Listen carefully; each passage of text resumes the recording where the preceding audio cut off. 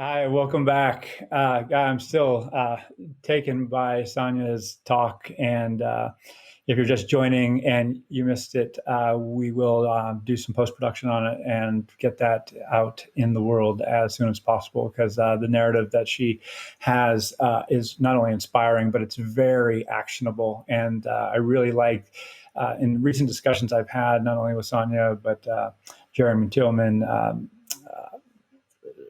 Victor Akasile, Thomas Igame, uh, Adrienne, and a host of others. I am just so taken by the fact that we can do little things, that it's not going to be this heavy lift each time to bring about positive change in organizations and society, that, just by putting forth the effort, allocating the time, coming in with an open mind, a level of growth mindset, curiosity, and in turn having the courage to take appropriate action, we can truly, make a difference. So I am, very excited as we move forward in time here to think that this is actually going to represent a positive change, not only as we struggle through COVID-19, but in the aftermath, that we will, in fact, be in a better place in terms of how we interact, how we recognize one another, how we truly invite people and create inclusive environments. So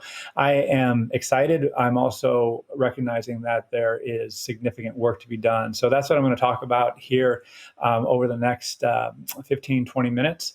And then we're going to hear from Thomas Igame, one of the founders of Tribe, who's now at Service Now. And so I want to, again, really be practical and simple as we think about what we're not only doing today, but as we move forward. Because the reality is that we have this oscillation that's happening. Here, where I live in California, there's been a spike mostly in the Central Valley and Southern California. In the greater San Francisco Bay Area, we've been fortunate enough to keep our curve relatively flat, and in some cases continuing to go down.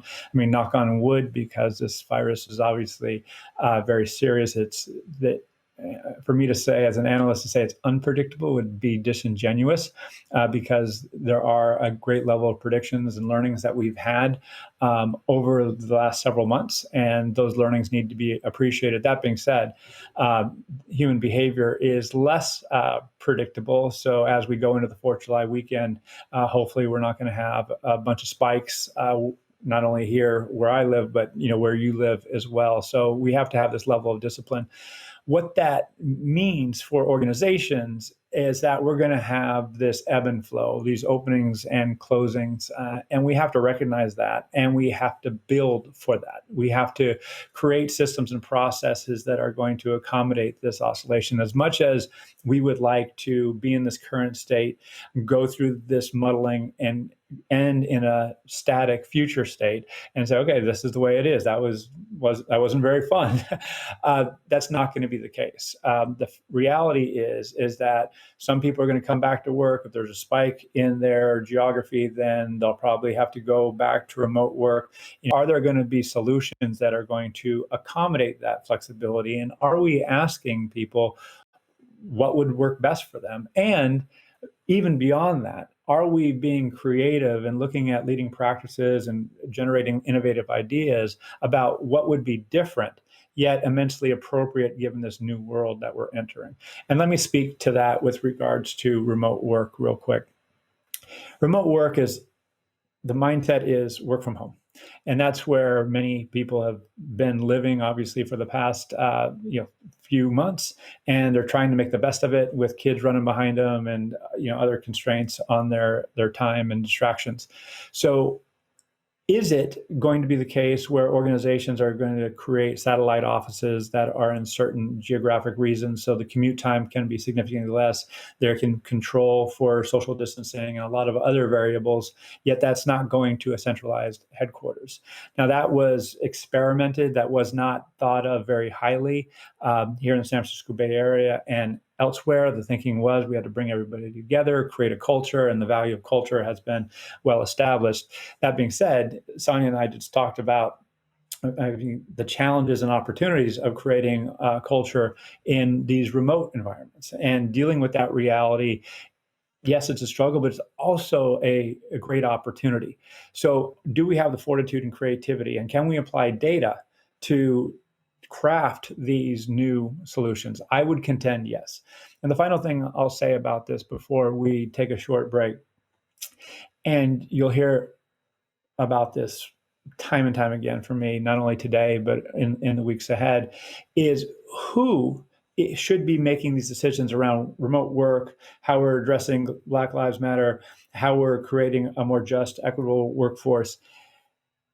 Historically, it's been HR has been an influencer trying to nudge uh, functions that maybe didn't want to nudge. They were comfortable with the status quo. Given COVID-19, these task forces have been spun up to explore how best to accommodate workers in their homes. They've also now had to sometimes dealt with, okay, how do we address the Black Lives Matter movement and the horrible incidences that have happened, and not only with George Floyd, but Breonna Taylor and others. I mean, this is top of mind in American society, and for organizations to ignore it, I would contend it's just grossly inappropriate. But then who is addressing it? Is just the C-suite? Is it a body that actually looks at the worker experience and advocates for safety and inclusion and culture and things like that? I would say yes. And where I'll wrap up is, for years, McKinsey, Josh Burris, and Willis Towers Watson, on down the line, have been advocating for new management models. And we haven't created new management models. This disruption creates an opportunity, if not a need, to not only spin up these task forces, but to create new management models that are ongoing. Because this crisis is going to, in fact, be ongoing. And even when it dissipates, there's going to be something else. And we can create something new, even if we do get back to the normal state of, say, 12 months ago. Were we functioning at the optimal state, not only for business performance, but on behalf of the well-being of workers? I would contend no. So again, I hope we all take advantage of that opportunity that is before us now. And so with that, we'll take a short break and we'll come back and we'll talk about the question of the week, which I'm really excited to talk about.